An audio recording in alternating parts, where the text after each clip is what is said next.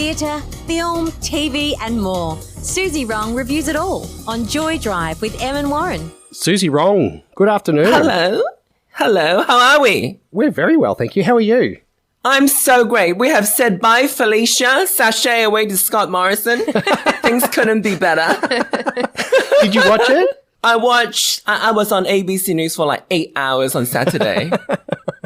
And speaking of crying, I was crying like a baby when Albert was making his speech. I thought it was beautiful. It's just, something a little bit more human after, how many 3 terms of the other side. I was actually thinking, and I was reflecting on it on Sunday, and I was thinking, our community, there was a lot of criticism, attack. We had the whole marriage plebiscite, the whole lot, all that stuff that happened. And I was thinking, I feel like there needs to be a period of healing. We do need a period of healing. I think in the immediate period now of having this new government coming in, I think we need to try very hard to celebrate, because I do think that we can't just sort of be passive and wait for all these signs to tell us that things are getting better. I think we need to give ourselves permission to sort of be a little bit proactive about it and constantly remind ourselves that we are stepping into better days because we are part of the solution. We need to be a bit more proactive. I think for me personally, the last 3 terms, especially during Scott Morrison's term, I have felt so beaten down. Like I have tried very hard to not feel things, because if you feel anything, it was just going to be terrible all the time. Because every little thing that they say or every little thing that they try to imply in the media, they try to dog whistle to their followers, is just so hurtful. So I think for many years, I have felt like a numbness that I'm trying to break now. I feel like it's time to celebrate for a little bit and then push for better things to happen. Absolutely. Well, speaking of celebrating, the show we watched this week is quite a lot of celebration. Yeah. According to some sources, the American ballroom scene that forms a significant part of Black and brown LGBTQIA plus culture can be traced to as far back as the 19th century. That may surprise many of us who only know it from the recent drama series Pose or the seminal 1992 documentary Paris is Burning. But of course, the rainbow family has always existed, and it only makes total sense that social events based around cross-dressing didn't suddenly appear only in recent times. The reality competition series, Legendary, available on Binge, is the latest manifestation of the ballroom evolution. In season 1, which began shooting shortly before COVID arrived in early 2020, 8 houses compete across various categories, including voguing, and at the end of 9 episodes, the winning house walks home with $100,000 in cash. It is quite shocking to see this art form appear on television, so thoroughly sophisticated, with so much immensely skilled performers. I say shocking because we can see the conspicuous legacy so clearly on these people's bodies.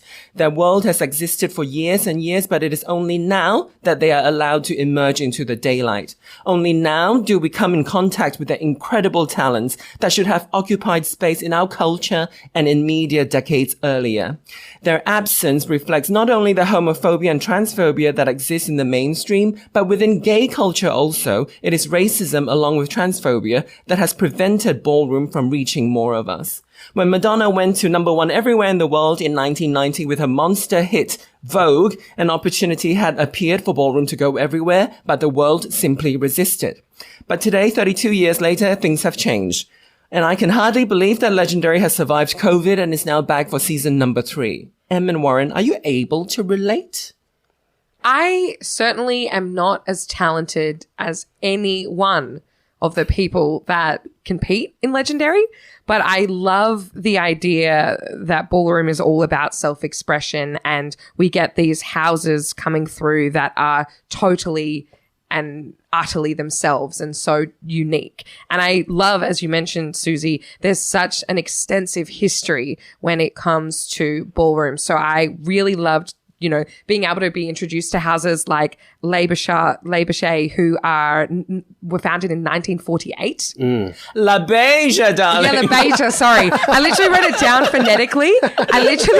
phonetically. Suzy, and I was like, this isn't right. I'm saying it wrong. I feel bad. I wrote it down phonetically and I was like, this will be right. This will be right.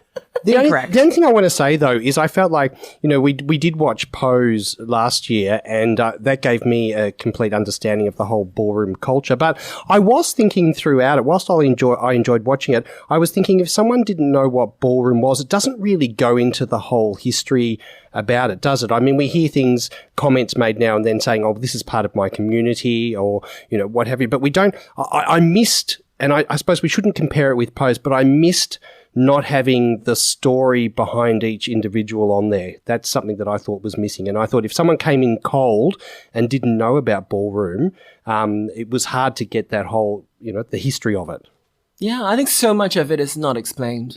Like we get the implication that all these people are in the rainbow family, but we don't know for sure. Like sometimes you see people and you think, oh, why are they in this show? That's but so none funny. of that I is felt the same. None of that is explained. And I think the beauty of it is that none of it needs to be explained if you're talking within your culture. If you are, an outsider and you want to partake, you're more than welcome. But, don't expect us to spend time to explain things that have happened for us all our lives for decades and decades. And I think there is that, sort of an enigmatic, mysterious quality of it that makes you curious about so many things. There's so many questions in the show. It seems like such a simple, just a lot of dancing. That's all there is, but it raises so many questions in the viewers, I think. Even if you are into the culture, I think there's so many things, that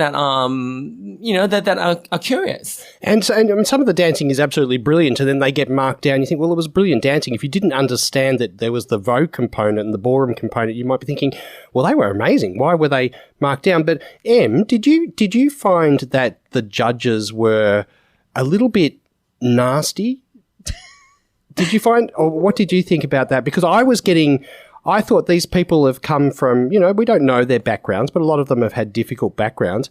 And I don't like it when people are nasty to them. I found that a little bit off-putting by the judges. And I thought, oh, settle down. You can deliver information in a better way. And some people got really upset when they got told. But that's the drama. Without that, what is the show? We need that. We need the layers. And also I think that the judges are actually really quite, there's a nice array of nicety, We've got a couple of judges that will be really kind and give a lot of tens. We've got a couple of judges that are really, really hard to please. Yeah. But that's the drama. That's the drama, Warren. I love it. I live for it. Yeah, it's reality show drama. But also I feel like it references real life ballroom. The little that I've seen in some documentary things, it does look like, because I think all these people have their own groups. But because they're sitting on the judging panel, they don't suddenly become completely unbiased, So they do play certain roles. And I think the judge that's particularly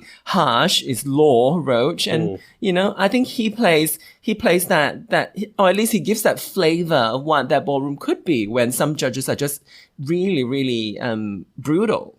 And I guess if you don't understand what ballroom is, you do have this, I did have that harsh judgment on the judges. But what did you think of the cutting to the back room as well? I thought that was really odd and sloppy. I felt like it came across to me like and I did enjoy it, Suzy, don't get me wrong, but it felt like they were going, okay, I want you to act outraged and, oh, that was terrible, I can't believe it. And it just seemed a little bit contrived to me when it flipped to the black and white, I agree. I'm not even going to lie. I have written down, I also love the different energies when they switch backstage during the judging, etc. That's where we get the real shade.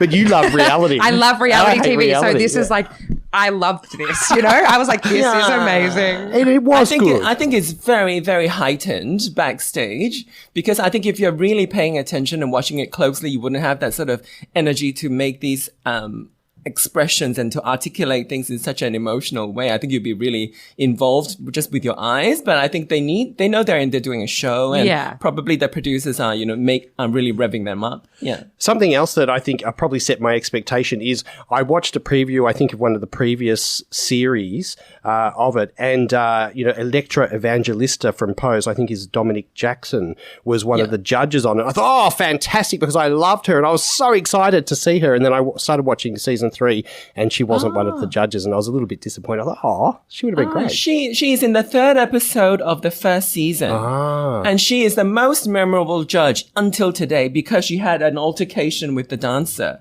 who decided that that the judging was unfair. And she kind of stood up, walked into the center of the stage, stole someone's microphone and gave a whole spiel about who she is and where she came from. And you all better bow down. It was incredible. This happened today? Season 1. It's in the 1st season, the 3rd episode. Okay. Yeah, go back to that. Yeah. We are talking about Legendary, which is streaming now on Binge. Suzy, we just got a message in from Kirsty from Elwood who says, Suzy with 3 exclamation marks. You know we're excited.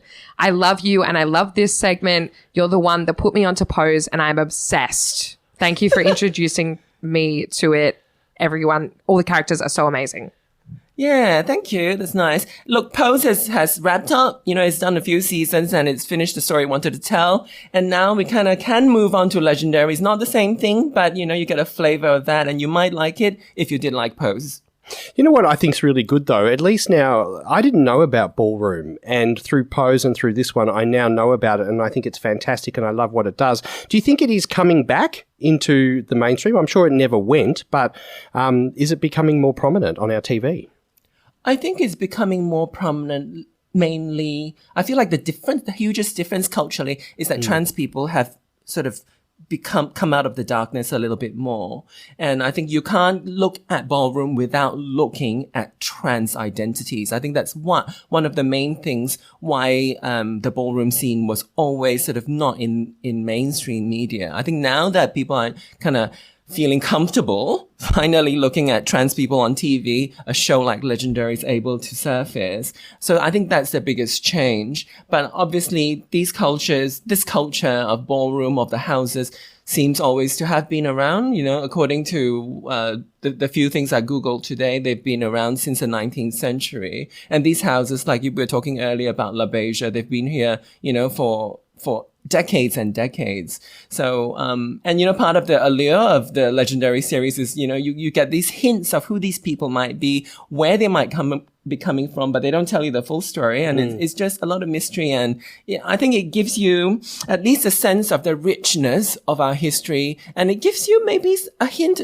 a feeling of where we come from or where the things that we might share, you know, like we might not have these amazing dancing families, but I think we all understand the idea of a chosen family. And this is sort of a very obvious physical manifestation of chosen family. And it's really pretty to look at. Absolutely.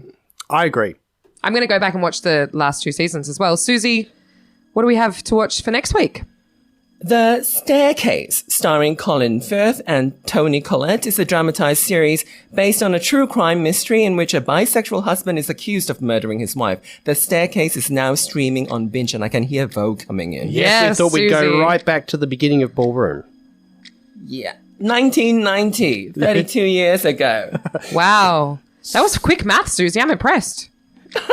This song means so much to me. I'm so embarrassed to talk about it. Well, we're playing it. Here you go. It's dedicated to you, Suzy. Thank you. I was 17 years old. This song came out. The people voguing in the videos just changed my life. It showed me a new a new world out there that I could leave where I came from. And I ended up in Sydney for some reason. This is for you, Suzy. When will we see you next? Thank you. See you next Tuesday. Thanks, Suzy. Suzy Wrong.